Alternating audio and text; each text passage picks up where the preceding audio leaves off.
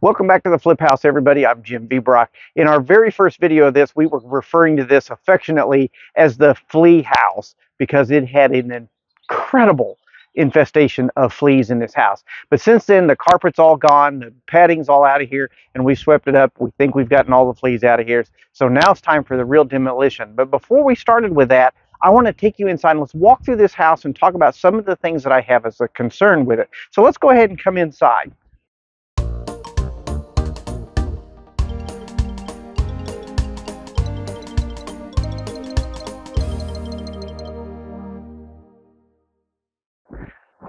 Welcome to our project house. This house is about 1,100 square feet the way it is. It's currently set up as a 2-bedroom, 1-bath. This house was originally built in the late 1950s or so, and it has clearly been added on to a time or two. So one of the things we're going to look at as we start to evaluate this house and as we disassemble it is what did the home repair people or remodelers do in the past that we may have to either correct or bring up to code. And one of the things that we discovered in this house is that right here, this part of the living room actually used to be outside. This used to be a patio. So there's probably a concrete slab underneath here. It feels firm and it feels nice, so we probably won't have to do anything with that other than we have to make sure that the way this was incorporated into the living space is correct. If you look along the wall here, you can see a bad seam. It goes all the way along the ceiling and both walls here. There's even a little spot on the floor where there's a little bit of a buckle. So what that tells me is that this originally was an outside wall, and they have removed that load-bearing wall here. Now, for this house to be as old as it is, and for this not to have had catastrophic failure, I'm going to make the assumption that there is a header up in here, but we don't know, and we can't see it until we pull the ceiling down because there's no attic access to this part. So as the house was added onto over the years, there's all these different roof planes in there that we're going to expose as we tear into the house and pull the ceiling down. So that's one of the things we have to make sure is that this is properly headered off as we move forward. Let's talk about this though, because there's a couple of structural things in this house that we're going to have to deal with. And those of you who are trying to get into flipping homes, particularly in the foreclosure market, you may not get the opportunity to do a home inspection or even a walkthrough of the property before you sign the dotted line. You need to have your bids on the properties reflect that. You cannot pay up for a property that you don't know what's it like on the inside. Now, what you didn't see before we started shooting here, this house was absolutely full of junk.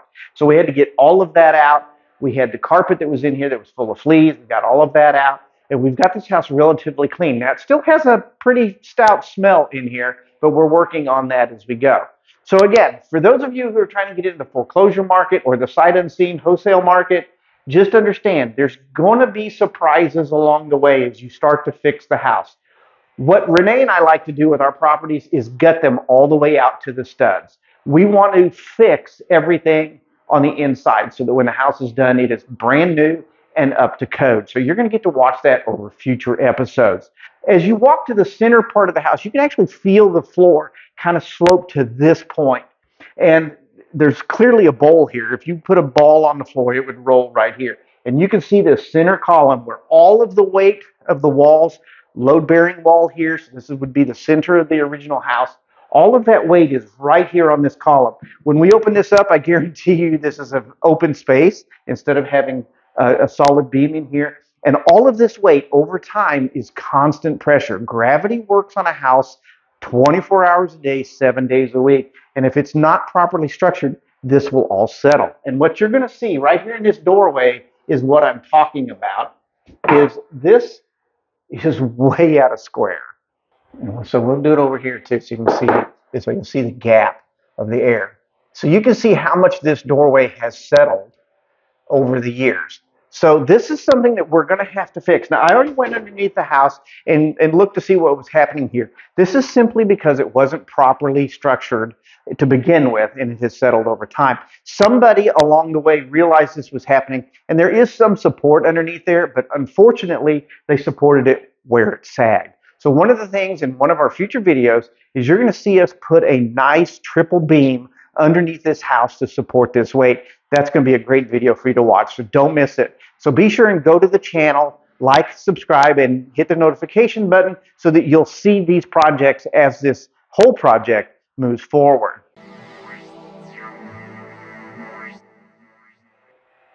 Okay, so let's go into the kitchen and look at a few things that cause me some concern. So right as you walk through the threshold into, again, this was a load-bearing wall. We believe this was the center of the original home. But what has happened here is there's a dishwasher that used to be right here, and there is a tremendous amount of water damage on the subfloor in this small kitchen. All of this flooring is going to have to come up all the way down to the floor joist. So this is going to make this a very ugly space. Once we rip out all of these beautiful cabinets that we have, we're going to rip all of this out. We'll take it all the way to the studs, all the way to the ceiling joist, all the way to the floor joist. If there's water damage to the floor joist, those floor joists will be replaced. If there's termite damage, which is likely because of the water, the continuous supply of water, termites love that. So we may find termite damage associated with this water damage. It depends. This house may have been treated with a chemical called chloridane, which lasts about 80 years in the soil. Worked really well, but in today's environmental EPA world, they just don't allow chemicals like that anymore.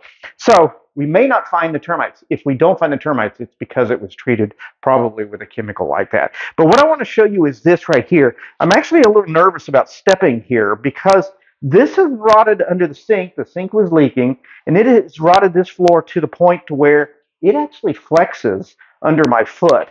And a good way to check this, I don't know if you can see this or not, but I can actually push this up and down, and I can push this screwdriver all the way through the floor.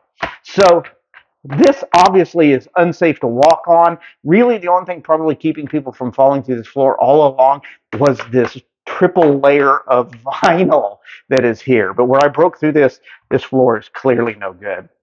And it's because the sink has been leaking for decades, probably.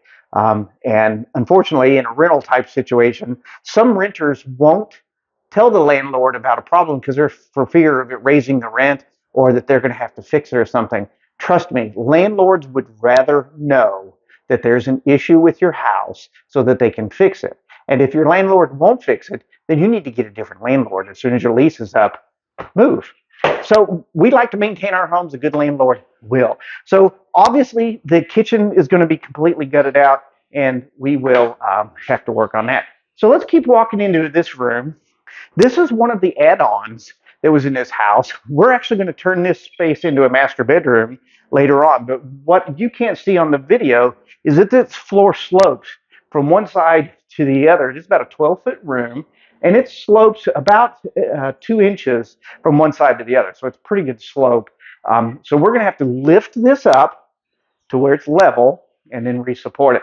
So again, these are big projects. All of them are going to be documented on the channel. It is not going to be like the shows you see on TV where they just cut to the finished product. We're going to actually show you how to do this. And of course, I've been doing this nearly 40 years, so these projects don't scare me. A lot of you might not want to tackle projects like this. But this whole house actually gets rearranged, provided that the structure will support it. We'll know that after we get it. So let's go look at the bedrooms for just a moment, too.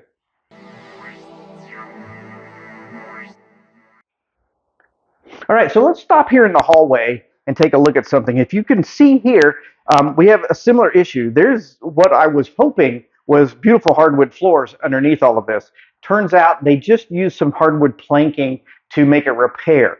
In the old days, they had a floor furnace in a lot of these old houses. This one was the same way. You can see the evidence of it from underneath the house. So this is really just a patch for a hole in the floor that they used to have floor furnaces in. They worked well, but just not very modern. So to my left, there's a small bedroom. It's about a 9 by 10. To the right is another small bedroom that's about 9 by 10. We're going to rearrange this entire part of the house. So there's not much to show you here because it's all going to go away. And again, the bathrooms, the beautiful bathrooms. Again, I'm not going to spend a lot of time here. The floor's rotten in here. The tub's about to fall through the floor. All of the things you would expect in a house like this, but it's all going to get fixed. And again, this part of the house gets completely rearranged with a much more modern, new floor plan.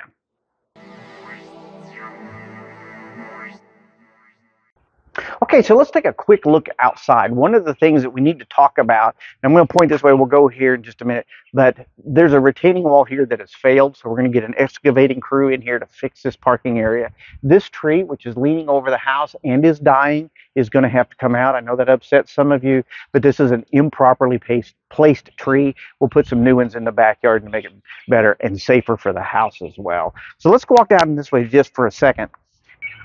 Okay, over here on the north side of the house, we don't have a whole lot to talk about, except to do want to talk about the windows. These are the old single pane windows. They got storm windows on them. These are horribly inefficient. We're going to replace these with new vinyl double pane, low E glass windows that'll make this very efficient. We're probably going to replace the siding, but for sure we'll have some new trim around the windows should it happen if we don't put vinyl back on here. This is a very narrow spot between the houses, and there is some water issues here. There's a retaining wall down here that's old, falling down. We're going to replace the retaining wall here. We're going to get our air conditioner back up on a pad and clean up all of this growth that has come up between here. We need this to be clean for safety reasons. The fire department needs this to be gone from here. So all of this growth will be taken out of here, and we'll be cleaning all of that up, getting the vines up that are off the side of the house, things like that. We also have a downspout here that goes nowhere. We need to make sure that that terminates out away from the house so that we don't have damage, water damage happening in the crawl space. So on the front side, again, we mentioned this retaining wall area that needs to be fixed. We're going to come back in with a nice new retaining wall. We're going to reshape this. We hope to be able to get a nice sized patio out of this area, maybe with a covered arbor, something like that. So we're not 100% sure on our design just yet with this. Once we get the excavator here and we get our utilities marked so we know what's hiding in here that we can work around. Always call your utility locating service before you do any digging. That's very important. Most likely we're going to rearrange, like I said, on the inside of the house, we're going to rearrange the floor plan. So we think at this time our front door is going to move to the center of the house, again with an arbor type thing out over the front. This dated brick is likely going to come off of the house, and so we'll have something new there to look at.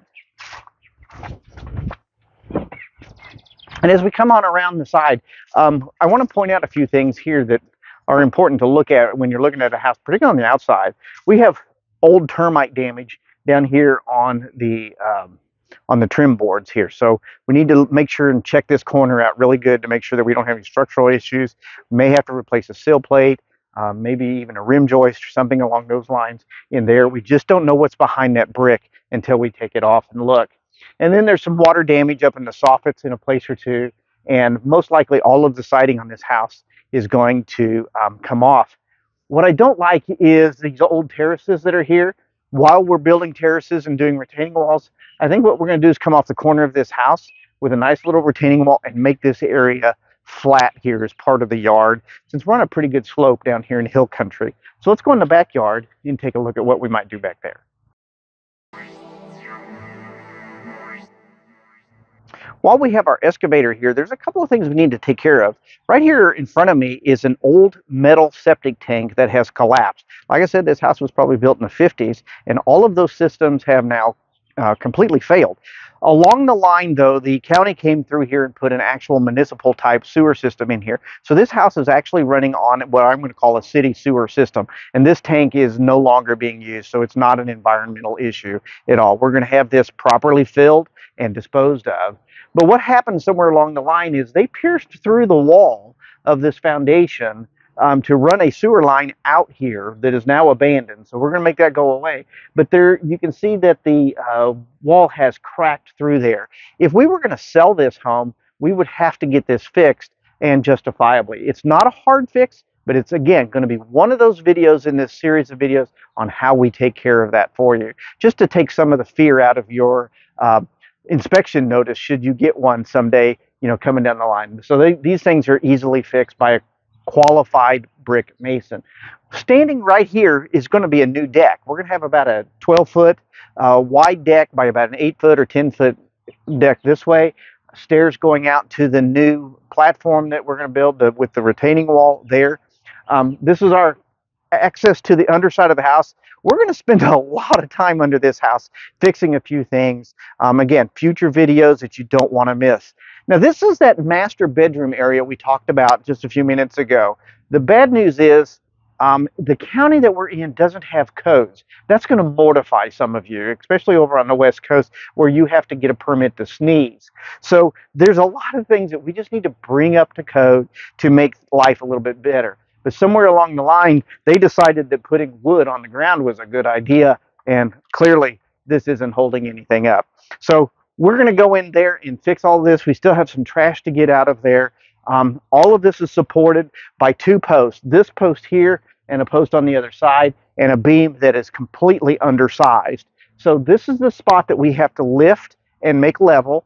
So we're going to support all of that up in a future video. We're going to lift that up to where it needs to be, and then we're going to put a proper structure underneath there. And the deck that is above me here is completely unsafe. We're not even allowing the crew to walk on it at the moment. It is literally pulling away from the house. You can see that right there. So one of the first things we're going to do is take this deck off and get rid of it. And the new deck is going to be over there with access from the master bedroom out onto the deck.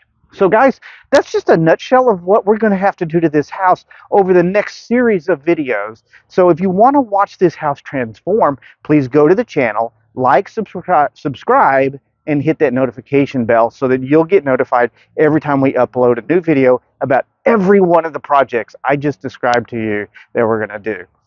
Thanks for watching, and we'll see you in the next episode. Are you interested in woodworking or home repair? If so, please look at maintenanceminute.net. Hi, I'm Jim Viebrock, and I'm the host of Maintenance Minute. From my website, you can watch videos on how to build a variety of arts and crafts projects, full-on woodworking builds, and home repair and remodeling tips, too. We recently added an archive section where you can see over 40 years of projects that I have built.